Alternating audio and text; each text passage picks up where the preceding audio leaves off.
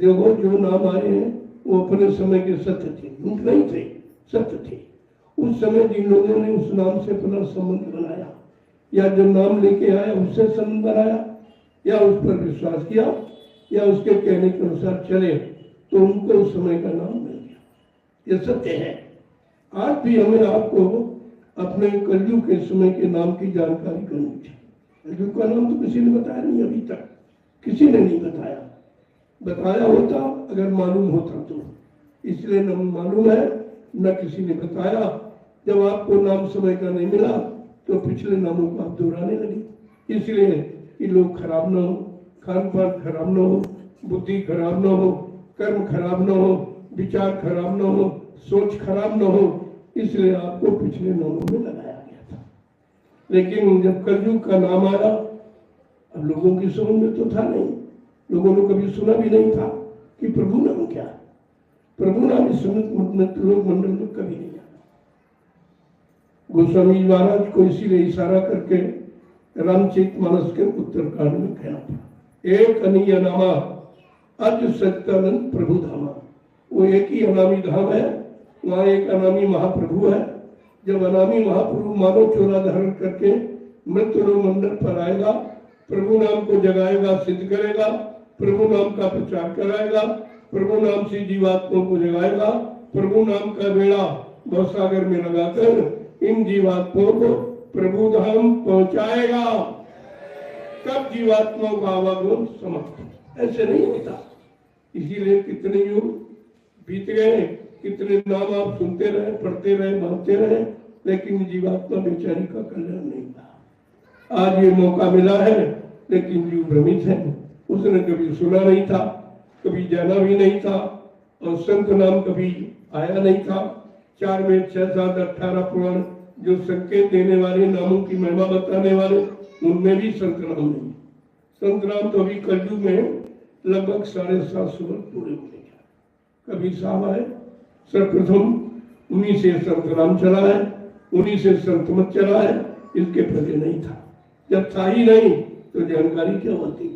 इसलिए संतों को बड़ी मेहनत करनी पड़ी, बहुत परिश्रम करना पड़ा नाम की जानकारी देने में। बाबा जय गुरुदेव जी महाराज ने 10 जुलाई 1952 से 2012 ये 60 वर्ष का समय इस नाम की पहचान कराने में दिया।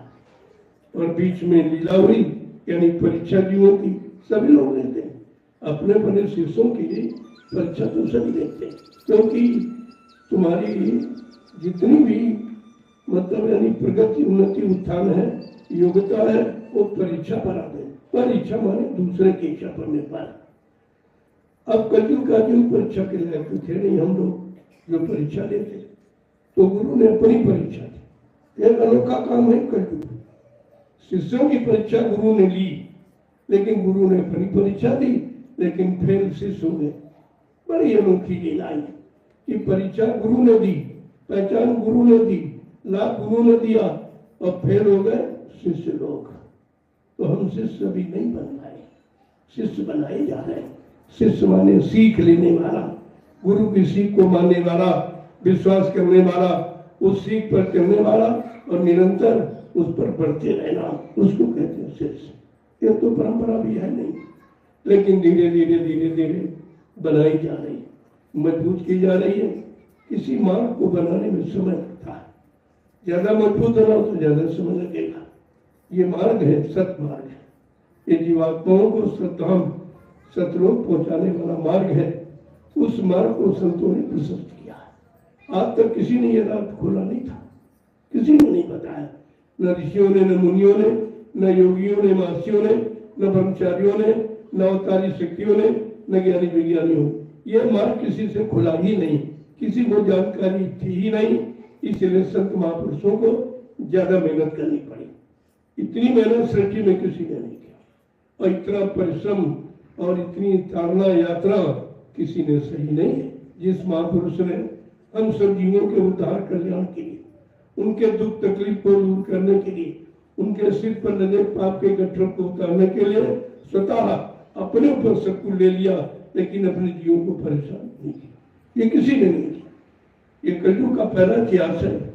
इसीलिए कहा था बाबा जी, मैं कलयुग का इतिहास बनाने आया हूं। ऐसा इतिहास बनाऊंगा जो भूते न भविष्यति।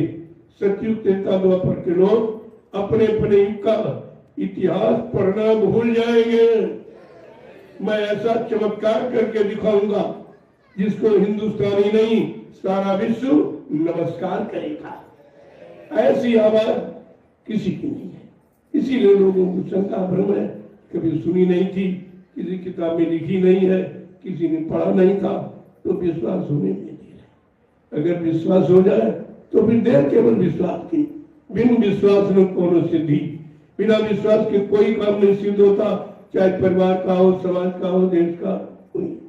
ये सब सफलता जब मिलती है तो विश्वास होता। आज सदगुरु पर विश्वास बड़ा कठिन है, क्योंकि गुरु पर विश्वास नहीं, संतों पर विश्वास नहीं, तो सदगुरु पर विश्वास नहीं।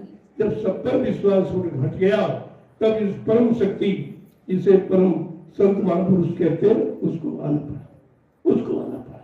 जब हम सबको भूल गए, गुरु की वाणी, संतों की वाणी, सदगुरुओं की वाणी जब हम सब भूल गए, तब परम संत सदगुरु ये समृद्ध दाता दयालु को अनामी धाम से आना पड़ा और सारी शक्ति को देखा। उनको किसी की आवश्यकता नहीं है, किसी के सहयोग की जरूरत नहीं।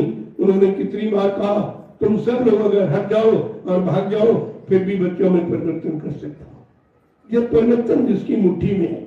लेकिन ऐसा क्यों कर रहे हैं, क्यों देर कर रहे हैं, हमें आपको क्यों साथ रह रहे हैं?